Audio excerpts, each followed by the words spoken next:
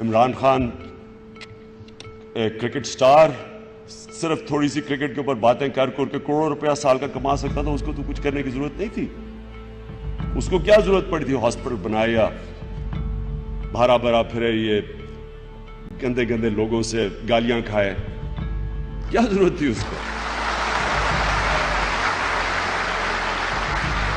Corrupt لوگوں سے بے شرم لوگوں سے،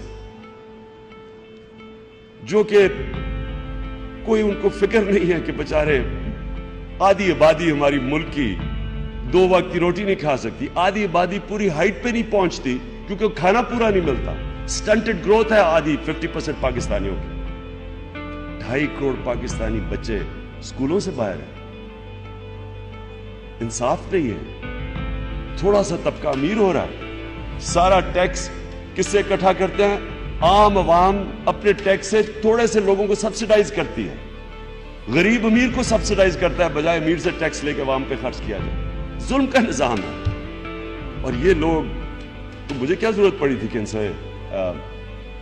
سے ہر دوسرے دن کو برا بھلا کہوں، ان سے اٹیک کروں؟ مجھے تو نہیں ضرورت تھی. آرام سے میں ان سے ملوں.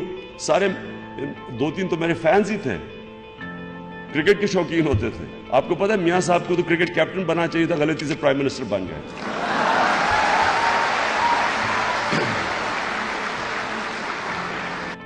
سڑکوں پہ، میٹرو پہ، اورنج ٹرینز پہ پیسے سے قومیں نہیں بنتی.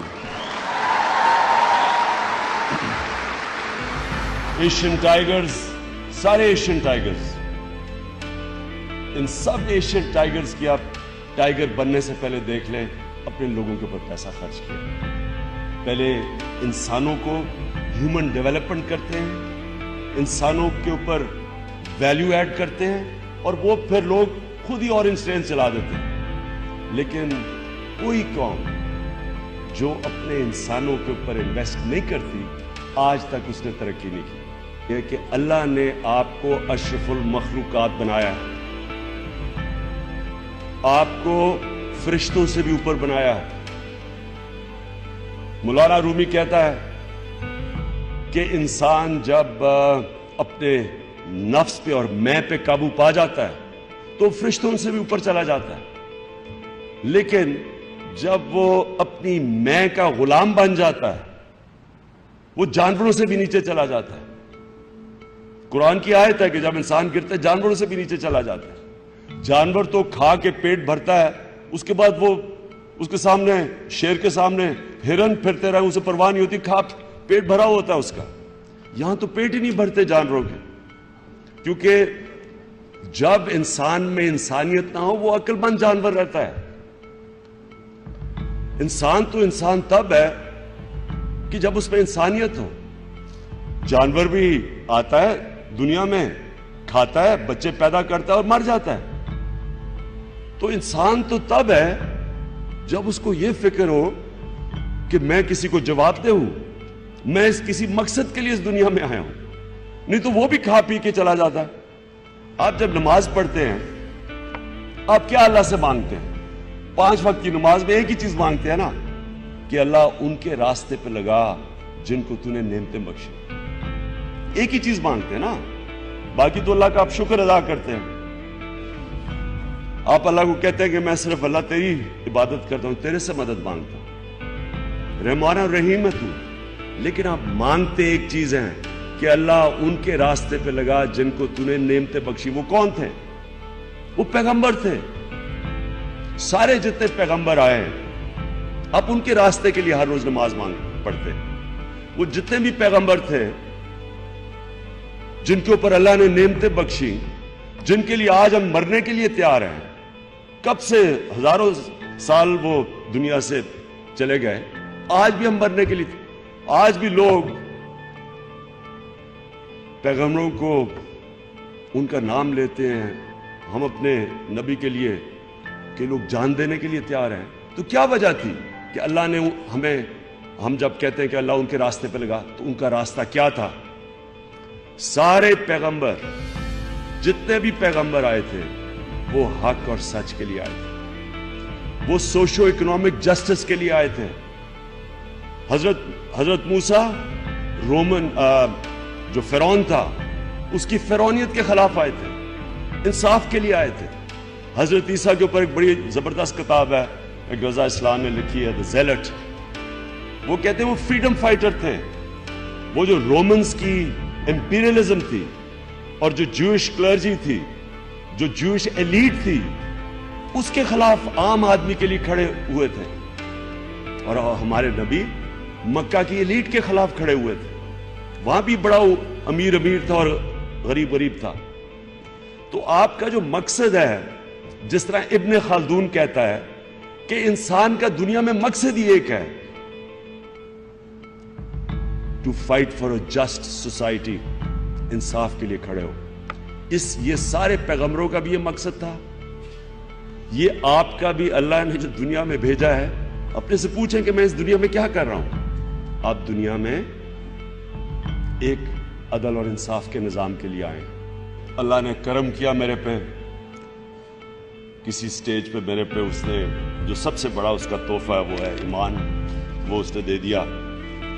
اور جب اس نے دیا تو میں نے ریئلائز کیا کہ مجھے اس نے اتنا کچھ دیا ہے تو میں معاشرے کے لیے کیا کروں۔ پہلے میں نے ہاسپٹل کا سوچا، اور ہاسپٹل کے بعد میں نے سوچا، جب ہاسپٹل بنا رہا تھا تب میں نے ریئلائز کیا کہ میں تو ایک ہاسپٹل بنا لوں گا، 2 بنا لوں گا، لیکن یہ ملک کا تو مسئلہ نہیں حل ہوگا۔ ملک کا تو مسئلہ تب حل ہوگا اگر ہم اس ملک میں ایک عدل اور انصاف کا نظام لے کے ایک فلاحی ریاست بنائیں۔ تو اس لیے میں آج پالیٹکس میں ہوں، لیکن میں اب آپ سب کو یہ چاہتا ہوں کہ آپ سب اپنے آپ سے یہ پوچھیں کہ مجھے اللہ نے دنیا میں بھیجا ہے، میں جب اس دنیا سے جاؤں گا تو میں اوپر کسی کو جواب دے ہوں گا تو میں کیا کہوں گا کہ میں نے اللہ جس لیے تو نے مجھے بھیجا ہے میں نے وہ پورا کیا مقصد۔ قائد اعظم بہت کامیاب لائر تھے، بریلینٹ لائر تھے۔ تو وہ انگلینڈ سے جب واپس آئے، بڑی زبردست پریکٹس تھی، ہیمسٹڈ ہیتھ میں ان کا گھر تھا، میں نے دیکھا ہوا زبردست قسم کا، اب تو کروڑوں روپے کا گھر، بینٹلے، ایک Rolls Royce, chauffeur driven, London میں ان کی پریکٹس بڑی زبردست تھی۔ تو ان کو کہا گیا علامہ اقبال نے، اور انہوں نے وہ واپس آئے ہندوستان، اور پہلا الیکشن لڑا تو 1 سیٹ ملی ان کو، وائپ آؤٹ ہوگی مسلم لیگ۔ تو ان کا ایک دوست آیا انگلینڈ سے، اور اس نے ان کو کہا کہ تمہیں کیا ضرورت پڑی تھی اس پالیٹکس میں آنے کی، جو میں 15 سال سے سنتا رہا کہ کیا ضرورت تھی عمران خان تمہیں پالیٹکس میں آنے کی۔ قائد اعظم سے پوچھا آپ کو کیا ضرورت تھی؟ دیکھیں اچھی بلی آپ کی زندگی تھی، شوفر ڈریون، رولز رائس، آرام سے زندگی بسر کر رہے تھے، تو یہ کیا آ کے پڑ گئے ہو گندی پالیٹکس میں؟ تو قائد اعظم نے کہا کہ جب میں اس دنیا سے جاؤں گا اور اپنا اللہ کے سامنے کھڑا ہوں گا تو میں صرف اللہ سے ایک چیز سننا چاہتا ہوں کہ اللہ مجھے کہے کہ well done mister Jinnah, you tried your best.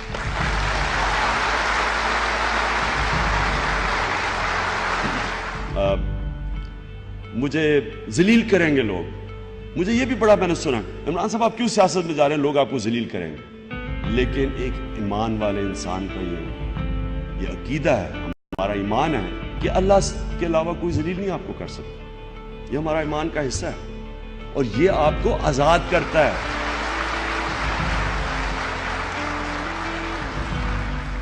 موت بھی اللہ کے ہاتھ میں ہے اور رزق بھی اللہ کے ہاتھ میں ہے۔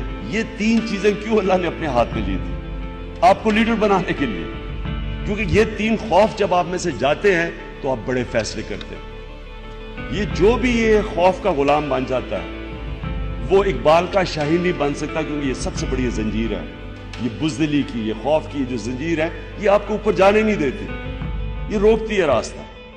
اور آدمی کمپرومائز ان کی وجہ سے جب کرتا ہے، آپ اپنی خواب پہ جب جا رہے ہوتے ہیں، آپ بڑی ڈریم اور سب جتنی بڑی آپ کی خواب ہے، میں یہ آپ کو یہ بتا دوں، کوئی چیز آپ کو روک نہیں سکتی سوائے خوف کے۔